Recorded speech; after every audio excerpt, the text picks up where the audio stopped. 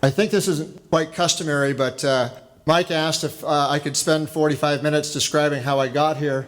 But since we're supposed to be having a glass of wine in about 3 minutes, I'll keep it at 2.5. This is a very special year for myself and my family. Where's Ed and Michelle Ott? Are they out here somewhere? They're back there. So 25 years ago, in a small Sunnyvale garage across the street from Ed and Michelle, we started a little fun thing called home winemaking. And here we are 25 years later, standing on this stage. And I think it was because Ed would come over. No, actually, he was at work. Michelle would come over and help us with grapes in the garage. But 30 years ago, I had the great privilege to marrying my best friend, my business partner, the mother of my children, Diana. I love you. Thank you for sticking with me.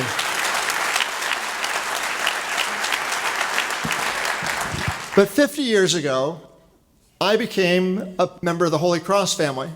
You may wonder, well, gosh, not quite that old. Well, actually, my sister Sue Kruger, I think a lot of you know her, she was in the class, last graduating class of Holy Cross, and she started at Holy Cross in 1968.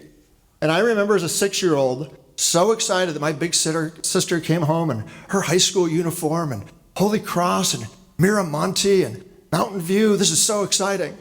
And that was 50 years ago when I was a 6-year-old, and that's led to here. I want to share 2 very short stories, a version of which each and every one of you either had or will have as being part of the St. Francis community. The first one was as a freshman at Santa Clara. Yes, go Broncos. Who's a Bronco out there? Okay, half of you. I'll buy you a drink later.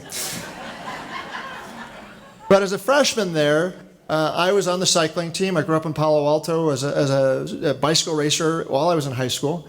And I was on the cycling team, and as a introductory type of a thing, we all went to a sporting event the first couple of weeks of school. And I was chatting with a gentleman who went to a public high school, another student who went to a public high school in San Jose. And after talking for 4 or 5 minutes, he said, so where did you transfer from? And I thought, that's a very odd term to use with a freshman. And I said, well, no, I didn't transfer. I just graduated from St. Francis High School, and I'm a freshman. This is my second week in college. He goes, oh, that makes total sense. And I went, what does that mean? He said, oh, well, most kids from other schools take a year, 2, sometimes 3 years to get comfortable in college. But every kid I've ever met from St. Francis, it's as if they have already been in college for 2 or 3 years. And I still get a chill when I tell that story, because it was such a sense of pride of the preparation that the staff and the teachers and everybody at St. Francis gave, that actually college wasn't that hard, because of that preparation. So for those of you who have students and worry about college, if they're here, you're in great shape. The second story, and Mike already shared quite a bit of it in the video, but what he didn't share was that evening was at the St. Francis Christmas at our house when our son was in 2nd grade at St. Simon's. And my sister Sue, who's 8 years older than me, so her kids were already at St. Francis. She says, St. Francis is not the easiest school to get into. Yeah, we all went here and so forth, but it's a tough school to get into. So the best way to get in, you start showing up at events, you start making your face known. You need to find this guy, Mike Speckman, and get on his good side. He's the director of admissions. So we started going to events, and I was like, well, I learned Mike Speckman likes wine. I will shoot in. This is great. So Mike Speckman, he's got a little extra wine on the side. This is good. And then he ended up being an institutional advancement. Was I screwed or what?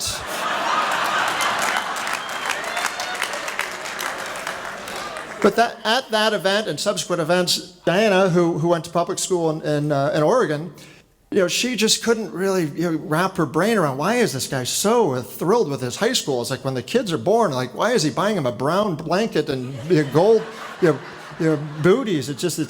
And then he started meeting Patty and Kevin and Len and Bill and Chris and Margaret and Barry and on and on and on. I mean, I could spend forever telling you all the names. And finally, after a couple of a long conversation with Bill Delaney and Len Christensen, who were both coaches of mine, she just said on the drive home, she says, I get it now. I said, what do you mean? oh, I get why St. Francis is so special. It's not about the cool campus and the football stadium. It's just as what has been said here earlier here by Katie. It's the people. It's educating the hearts and minds. It's the staff. It's the community. It's every one of you for being here and supporting this great school. So even when I was fighting with Myron, in the finance committee meetings, it's all for the good of the students. It's all to make things special. So I want to thank you for the privilege of being here, of being part of this great community. And I'll just end on when Mike actually gave a call and said, "Hey, Patty, not Patty, Holly, and Father Tony and I, we actually want to tell you something. Can we get together for lunch?" I said, "Well, that's funny. I want to tell you something too." So a couple months ago, we met for lunch in Castro Street, downtown Mountain View, and Mike said, "Well, what do you want to tell us?" And I said, "Well, why don't you guys go first?" And I said, "Well, we have this Heritage Award thing, and we think we'd like you to be honored with this." And I said, "Were you guys drinking when you were doing the voting?" Because if you were, it was probably my wine. So I was actually speechless, which doesn't happen too often. And we were so thankful and honored. And then Mike said, "So what do you want to tell us?" I said, "Well, I was actually going to tell you that we were going to stop donating wine, but I guess this isn't a good time." So we changed our mind. Wine's on us tonight. Thank you very much.